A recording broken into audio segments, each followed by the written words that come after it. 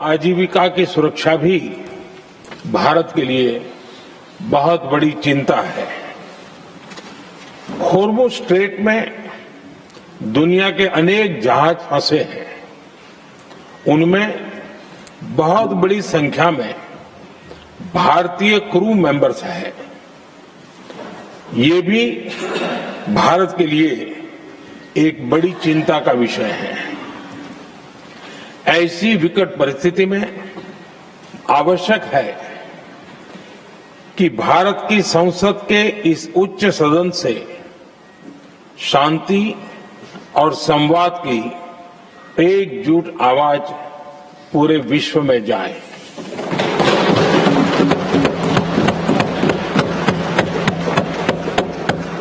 सभापति जी, युद्ध की शुरुआत के बाद से मैंने पश्चिम एशिया के ज्यादातर देशों के राष्ट्राध्यक्षों के साथ 2 राउंड फोन पर बात की है।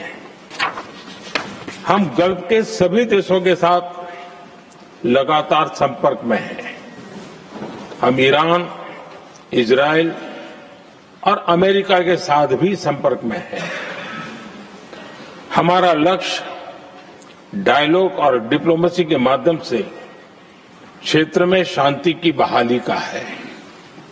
हमने डी एस्केलेशन और हॉर्मुज स्ट्रेट खोले जाने पर भी उनसे बात की है। कमर्शियल जहाजों पर हमला और हॉर्मुज स्ट्रेट जैसे अंतर्राष्ट्रीय जलमार्ग में रुकावट अस्वीकार्य है। भारत ने नागरिकों पर, सिविल इंफ्रास्ट्रक्चर पर, एनर्जी और ट्रांसपोर्ट से जुड़े इंफ्रास्ट्रक्चर पर हमलों का विरोध किया है। भारत डिप्लोमेसी के जरिए युद्ध के इस माहौल में भी भारतीय जहाजों के सुरक्षित आवागमन के लिए सतत प्रयास कर रहा है। भारत ने इस समस्या के समाधान के लिए संवाद का ही रास्ता सुझाया है। इस युद्ध में किसी के भी जीवन पर संकट मानवता के हित में नहीं है। इसलिए भारत का सतत प्रयास सभी पक्षों को जल्द से जल्द शांतिपूर्ण समाधान के लिए प्रोत्साहित करने का है। सभापति जी, संकट की स्थिति में देश विदेश में भारतीयों की सुरक्षा हमारी बहुत बड़ी प्राथमिकता है। युद्ध शुरू होने के बाद से लेकर अब तक 3,75,000 से अधिक भारतीय सुरक्षित भारत लौट चुके हैं।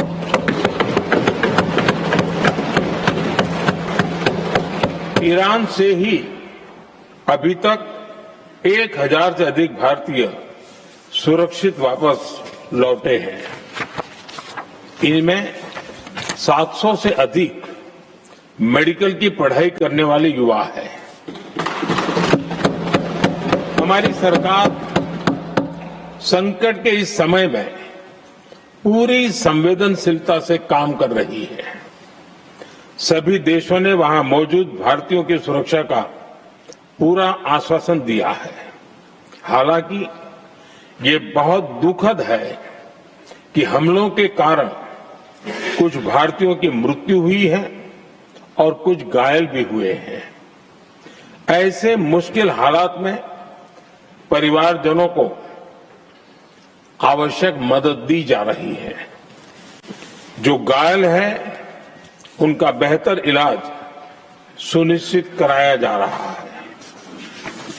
सभापति जी, होर्मुज स्ट्रेट विश्व व्यापार के सबसे बड़े रूट्स में से एक है। विशेष तौर पर कच्चे तेल, गैस और फर्टिलाइजर से जुड़ा परिवहन इस क्षेत्र से बहुत बड़ी मात्रा में होता है। युद्ध के बाद से ही होर्मुज स्ट्रेट में जहाजों का आना जाना बहुत चुनौतीपूर्ण हो गया है, लेकिन विपरीत परिस्थितियों के बावजूद हमारी सरकार ने संवाद से, कूटनीति के माध्यम से रास्ते बनाने का प्रयास किया है। प्रयास ये है कि जहां से भी संभव हो वहां से तेल और गैस की सप्लाई भारत पहुंचे। ऐसी हर कोशिश के नतीजे भी देश देख रहा है। बीते कुछ दिनों में दुनिया के अनेक देशों से कच्चा तेल और एलपीजी से भरे जहाज भारत आए हैं।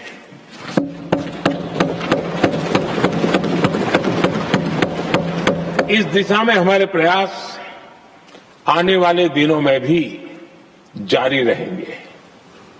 सभापति जी, भारत का प्रयास है कि तेल हो, गैस हो, फर्टिलाइजर हो, ऐसे हर जरूरी सामान से जुड़े जहाज भारत तक सुरक्षित पहुंचे। लेकिन इस युद्ध से बनी वैश्विक परिस्थितियां अगर लंबे समय तक बनी रहती है तो गंभीर दुष्परिणाम तय है। इसलिए भारत ने अपनी रेजिलियंस बढ़ाने के लिए जो भी प्रयास बीते वर्षों में किए हैं उनको और गति दे रहा है। सभापति जी, कोई भी संकट हो वो हमारे हौसलों और हमारे प्रयास दोनों की परीक्षा लेता है। देश ऐसे संकटों का बेहतर तरीके से सामना कर सके, इसके लिए बीते 11 वर्षों में निरंतर निर्णय लिए गए हैं। एनर्जी इंपोर्ट का डाइवर्सिफिकेशन ऐसे ही प्रयासों का हिस्सा है। पहले क्रूड ऑयल, एलएनजी, एलपीजी ऐसी एनर्जी जरूरतों के लिए 27 देशों से इंपोर्ट किया जाता था। वहीं आज भारत 41 देशों से एनर्जी इंपोर्ट करता है। बीते दशक में भारत ने संकट के ऐसे ही समय के लिए कच्चे तेल के भंडारण को भी प्राथमिकता दी है।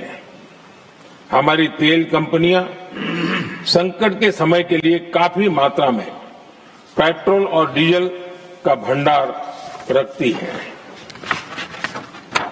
बीते 11 वर्षों में 53 लाख मीट्रिक टन से अधिक का स्ट्रेटेजिक पेट्रोलियम रिजर्व भी डेवलप किया गया है और 65 लाख मैट्रिक टन से अधिक के रिजर्व की व्यवस्था पर देश काम कर रहा है। साथ ही बीते दशक में भारत की रिफाइनिंग कैपेसिटी भी अच्छी खासी बढ़ाई गई है। मैं आपके माध्यम से सदन को और देश को ये आश्वासन देना चाहता हूं कि भारत के पास क्रूड ऑयल के पर्याप्त स्टोरेज के और निरंतर सप्लाई की व्यवस्थाएं है। सभापति जी, हमारी सरकार की कोशिश है कि ईंधन के किसी एक स्रोत पर ज्यादा निर्भरता न रहे। सरकार घरेलू गैस सप्लाई में एलपीजी के अलावा पीएनजी पर भी बल दे रही है। बीते दशक में देश में पीएनजी कनेक्शन पर अभूतपूर्व काम हुआ है। बीते दिनों में इस काम को और तेज किया गया है। साथ ही एलपीजी के घरेलू उत्पादन को भी बड़े पैमाने पर बढ़ाने का प्रयास किया जा रहा है। सभापति जी, बीते वर्षों में सरकार का निरंतर प्रयास रहा है कि हर सेक्टर में दूसरे देशों पर निर्भरता कम से कम हो, हम ज्यादा से ज्यादा आत्मनिर्भर हो, यही एकमात्र विकल्प है। जैसे भारत का 90% से अधिक ट्रेड विदेशी जहाजों पर होता है, ये स्थिति किसी भी वैश्विक संकट में भारत की स्थिति को और भी गंभीर बना देती है। इसलिए सरकार ने मेड इन इंडिया जहाज बनाने के लिए करीब 70,000 करोड़ रुपए का अभियान शुरू किया। भारत आज ship building, ship breaking, maintenance and overhauling ऐसी हर सुविधा के निर्माण पर तेज गति से काम कर रहा है। भारत अपने डिफेंस सेक्टर को भी अधिक रेजिलिएंट बना रहा है। बीते दशक में किए गए प्रयासों से भारत आज अपनी जरूरत के अधिकांश हथियार भारत में ही बना रहा है। एक समय था जब भारत अपने जीवन रक्षक दवाओं के कच्चे माल यानी एपीआई के लिए भी दूसरे देशों पर बहुत अधिक निर्भर था। बीते वर्षों में देश ने भारत में ही एपीआई इकोसिस्टम बनाने के लिए अनेक प्रयास किए हैं। इसी प्रकार रेयर अर्थ मिनरल्स में विदेशी निर्भरता को कम करने के लिए भी बड़े कदम उठाए जा रहे हैं।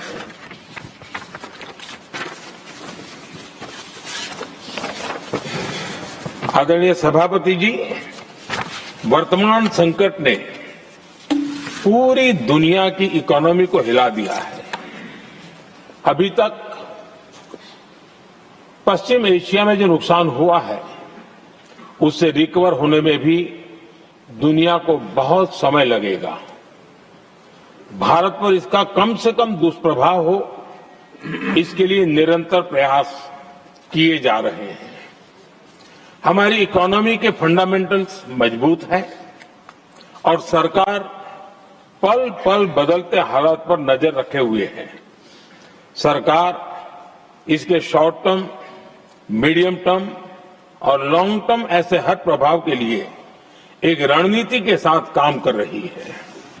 भारत सरकार ने एक इंटर मिनिस्ट्रियल ग्रुप भी बनाया है